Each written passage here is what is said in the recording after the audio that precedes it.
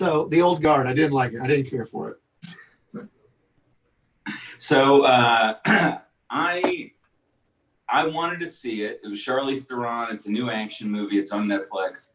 But I also wanted to trick Bailey into seeing it.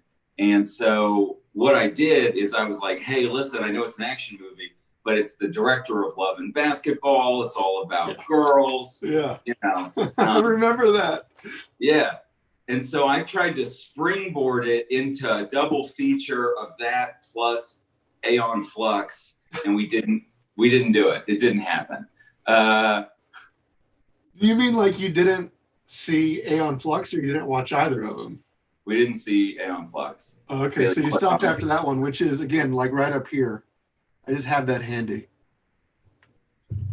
It's a great poster. Yeah, I mean, I love that movie. It's not necessarily, I was about to say it's not a great movie in my opinion, but I love the But anyway, The Old Guard, why didn't you like it? Well, it's a similar reason for why I don't like most everything I watch on Netflix, which is just like, I almost feel like I can see the Matrix. I can see just like the decisions they put into it, like algorithmically speaking, of like, we need to make it appealing for this. And I think even like some of the casting or the crew, it's like not stunt crew, but like that director that you mentioned, I went and looked it up afterwards, post hoc, and I was like, oh, well, I could see what they were thinking they were going to get with this. But, you know, it was a weird translation, the director of Love and Basketball going to this action piece. That was just kind of average. And then in terms of the script, you know, like predictable things will happen. Like in the third act, she tells the new recruit, you have to go away, just walk away. Or she says, I'm going to walk away from all this. I can still see my family. I'm still young. And then she discovers that there's like no bullets in the clip because someone else has betrayed Charlize.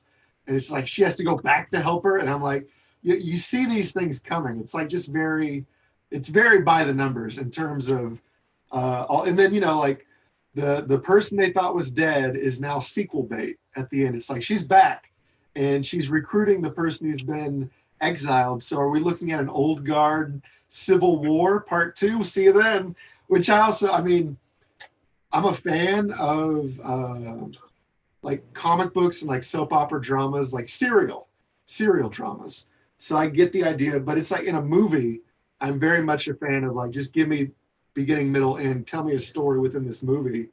Don't make it like a backdoor secret pilot for, you know, kind of a movie, TV series sort of hybrid. I'd feel differently if it was just like Netflix was like, this is season 1 of The Old Guard. I'd feel differently. Well, I guess it's a graphic novel. Did you know that? Yeah. So my assumption was with the ending is like, well, yeah, of course there's kind of a sequel baity kind of a thing, because this must exist in some sort of a larger scope than just this world, I'm saying, than just this one recruit's kind of story. I liked it a lot. I thought it was a very enjoyable movie.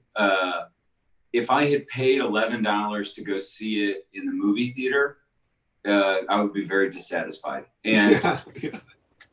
Could it hang with like a tier 1 action movie? Even like the kind of tier 1 action movies that sometimes end up on Netflix? I don't think so. Mostly because like visually, the movie wasn't spectacular in the way that action movies are spectacular. Mm-hmm.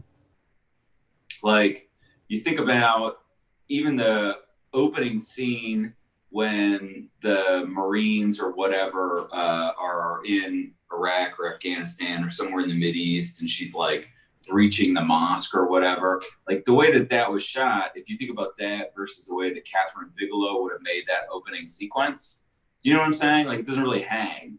Yeah, I mean, I definitely agree with that. I was just comparing it in my mind what I think would be tier 1 action movies, including stuff starring Charlize Theron, like actual action movies she's been in, like say Aeon Flux or Atomic Blonde, even a more recent one. But anyway, I don't know, The Old Guard. I like the writer Greg Rucka. He's got a new TV show, Stumptown, with Kobe Smulders, which is also based on a comic book he wrote.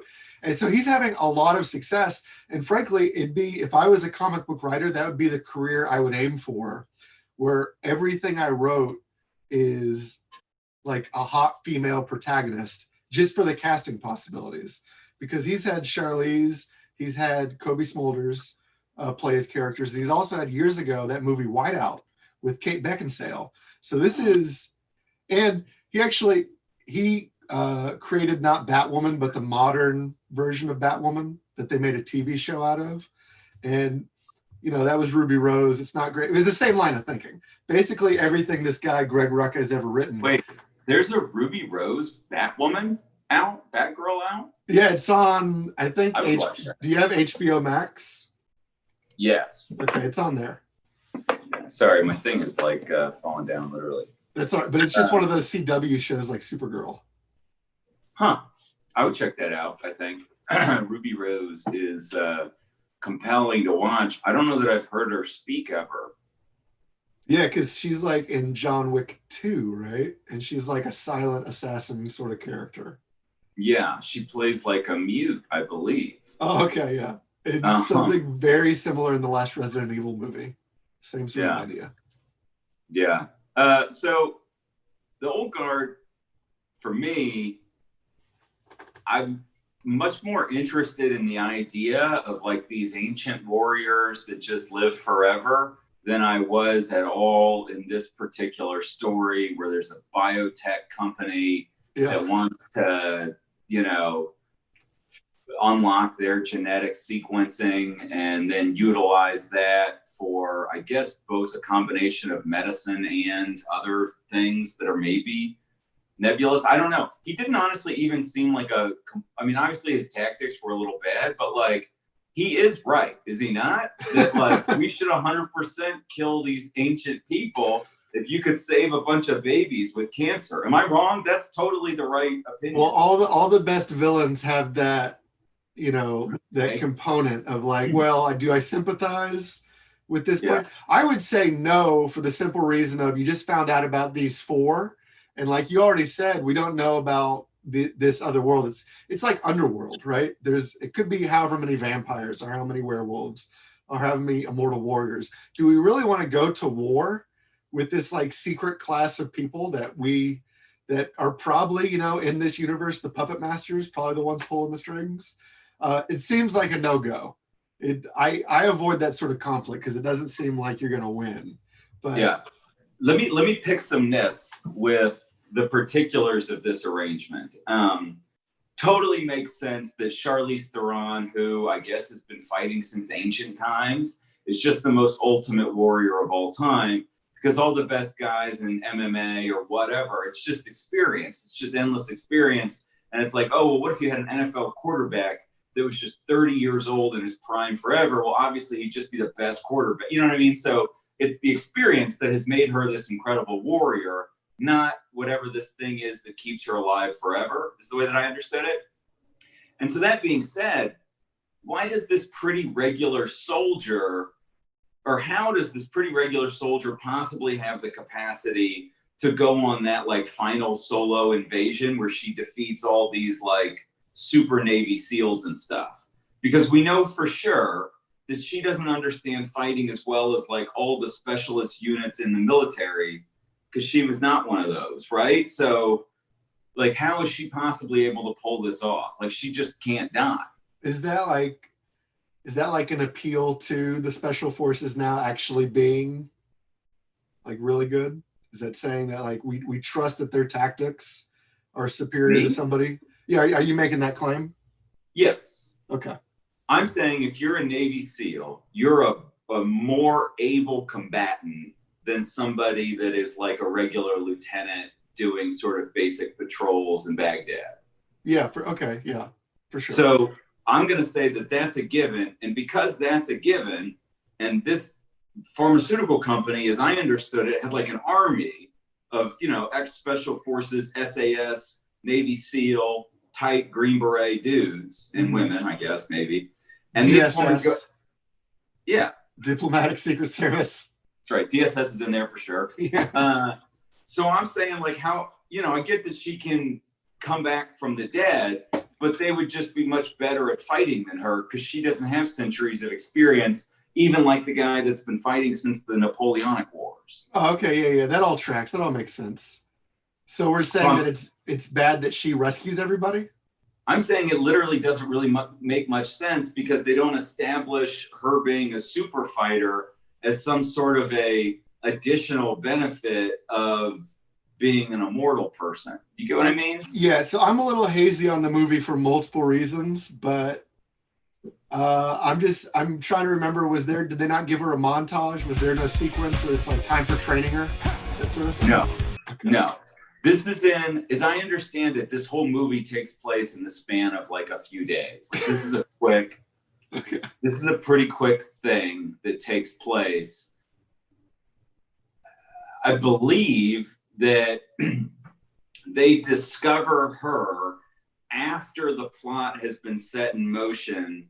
That is it Chiwetel Ejiofor? Is that the black guy? Yeah, I can't say I don't know the pronunciation. Yeah. Yes, that's him. Okay, so after that guy betrays them in the sort of opening sequence where they go to the rescue of the Somali girls or something like that. Mm-hmm.